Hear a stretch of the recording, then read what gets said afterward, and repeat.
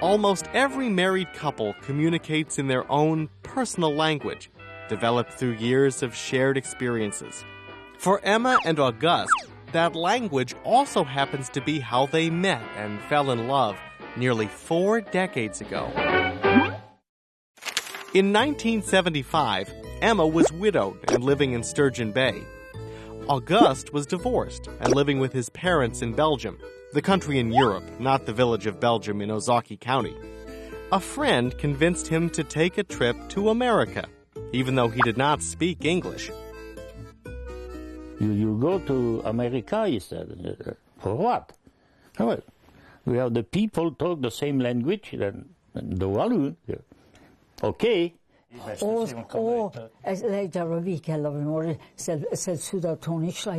Auguste grew up speaking French and Walloon.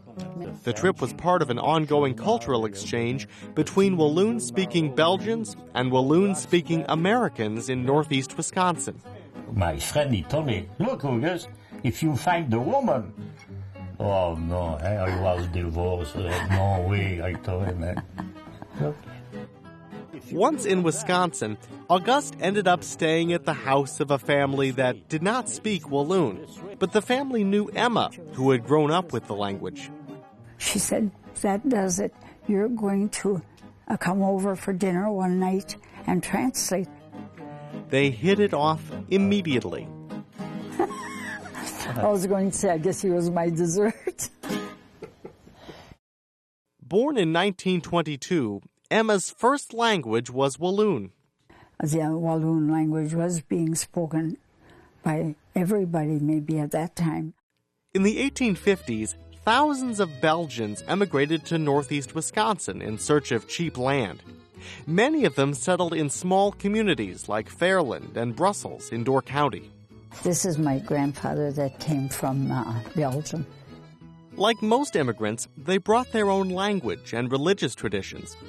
And like most immigrant groups, those traditions faded a little with each new generation. Her parents knew a little English.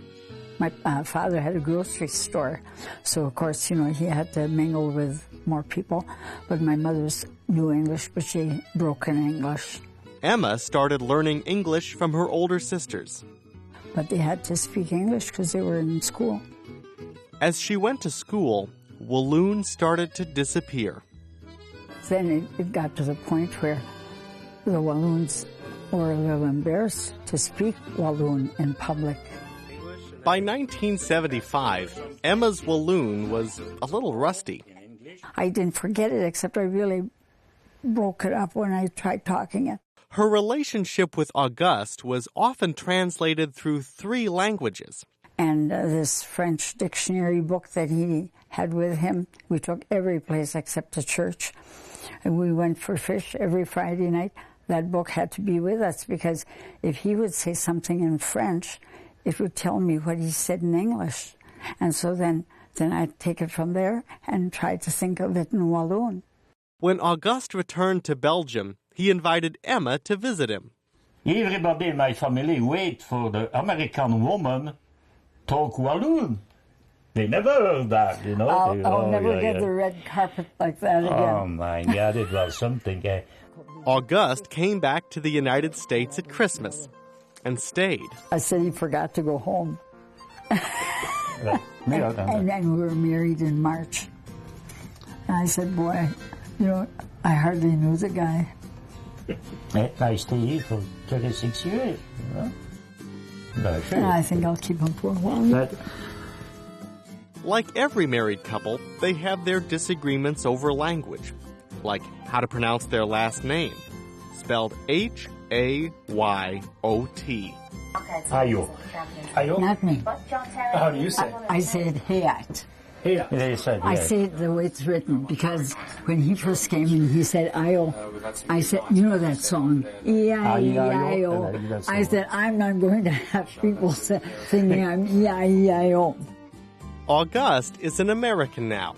He became a U.S. citizen, and he enjoys watching soccer and football. I never miss one game on the Packers. No way. Oh, no. But he still holds a fondness for his native land. shown by their large flag of Wallonia. Le coq Walloon. They both fear the Walloon language will eventually be gone.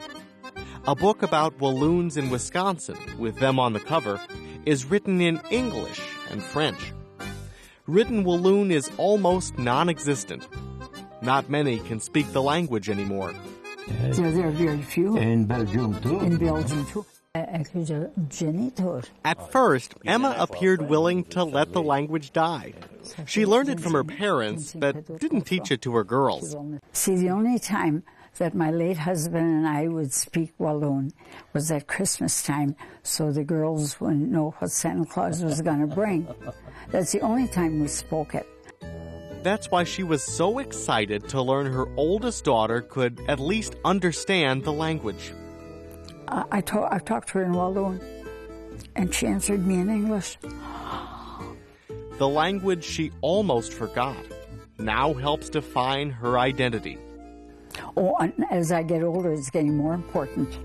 I mean it.